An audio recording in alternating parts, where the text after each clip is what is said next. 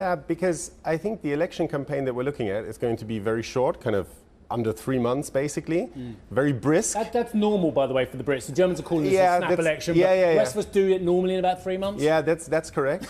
But I think the set of challenges, if you just look at the changes over the last 3 years, this is absolutely unprecedented in Germany's democratic history. I would argue no country in Western Europe has faced such challenges over the last couple of years. I mean, obviously the whole situation with Ukraine has been a challenge for the entire West. Because of what, misgovernment from the previous all-powerful So there chancellor? were choices. I mean, we were just, alluding to nuclear energy, right? There's the whole question of lack of investment in public infrastructure, in defense. Investment in defense. That's the other. One might argue because the most powerful nation economically in Europe didn't take its defence seriously, maybe that emboldened certain dictators on the fringes of Europe. Thank God we've got the defence minister of that area in charge of Europe now. Sure. So at the same time, you're then looking, of course, at public opinion on the ground. And you see that a country is split, basically, specifically when we're talking about that Ukraine question. Yeah. And I think there is perhaps at the end of the day broad support at the center for this more kind of balanced approach that Scholz has taken. Germany, I mean, there can be no debate. Clearly the strongest supporter for Ukraine in Europe, if you look at the money, if you look at the intake of the refugees.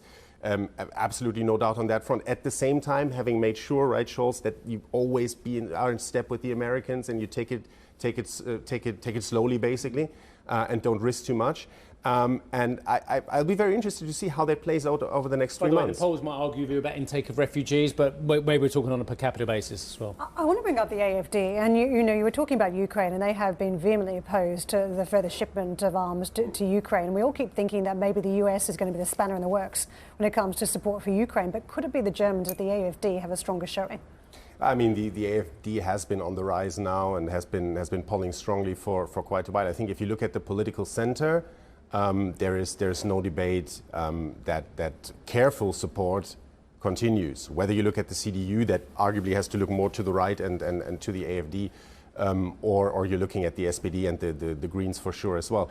Look, at the end of the day, the fundamentals of that decision will not be taken in Berlin or in Europe. They will be taken in Washington, or should I say in Mar-a-Lago probably. And that's the one thing we need to watch.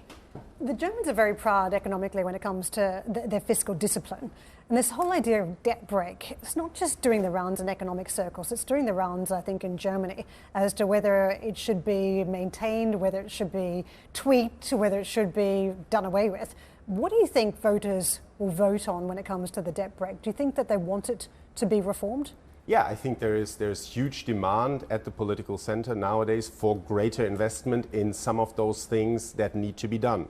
Infrastructure, defense, and so on and so forth, definitely. Are you sure? Because it reminds me of, again, I'm referring to a podcast I listened to, it's that famous American phrase, we want smaller government, get your hands off my Medicare, which is a government program. And it goes to the point about Schuldenbremse as well. Most Germans actually polling, and quite recently, still want Schuldenbremse. They still want the debt brake, but they want more investment. Yeah, so I think you see that in the position of Friedrich Merz, the CDU leader currently leading in the polls, saying, I don't want to get rid of the Schuldenbremse. I'm willing to spend a bit more. And the question is, what do we spend it on? And I think that will be precisely the conversation in that campaign. Is this money that just goes into, like cheap giveaways to keep people happy? Or are we talking about a serious strategic plan for infrastructure, for defense, and the things that Germany needs to do now?